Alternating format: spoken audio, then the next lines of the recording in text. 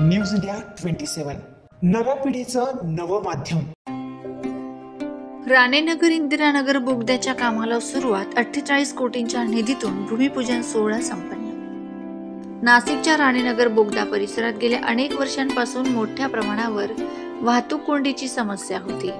नागरिकांनी वारंवार तक्रारी करून आंदोलनही केलं होतं। अखेर या समस्येची दखल घेत राणेनगर ते इंदिरानगर बोगद्याचे रुंदीकरण आणि विकास कामासाठी रुपये 48 कोटींचा निधी मंजूर करण्यात आला आहे। या कामाचे भूमिपूजन 6 जुलै 2025 रोजी सकाळी 11 वाजता राणेनगर बोगदा येथे मोठ्या उत्साहात पार पडले। मान्यवरांच्या हस्ते श्रीफळ वाढवून भूमिपूजन संपन्न झाले।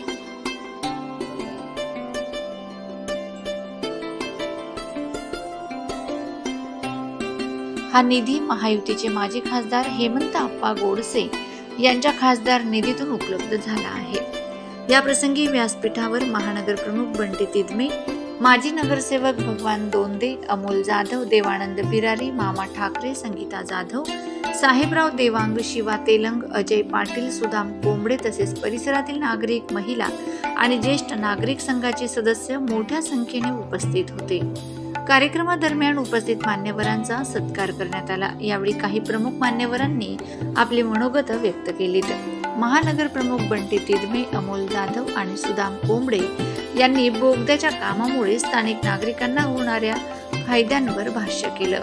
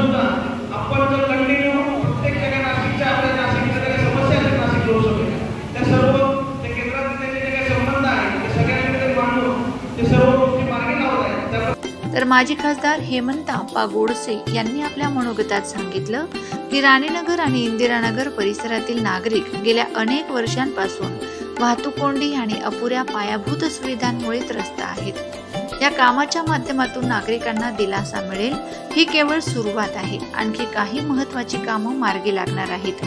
आज राणेनगर बोगद्याच्या जे काही गेले अनेक वर्षापासून या संपूर्ण परिसरातील लोकप्रतिनिधींची जी काही मागणी होती या ठिकाणी वाहतुकीची कोंडी होत असते।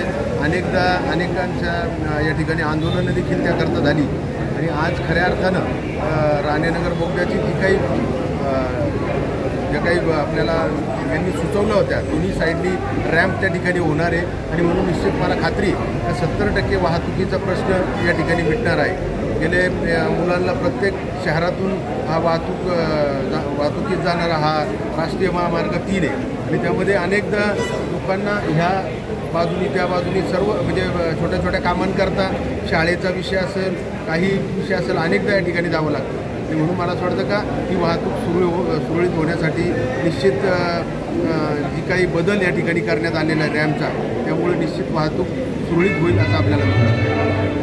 कार्यक्रमाच्या यशस्वी आयोजनासाठी स्थानिक कार्यकर्त्यांनी मोठ्या प्रमाणावर मेहनत घेतली. कार्यक्रमानंतर आलेल्या मान्यवरांसाठी खिचडी वाटप करण्यात आली.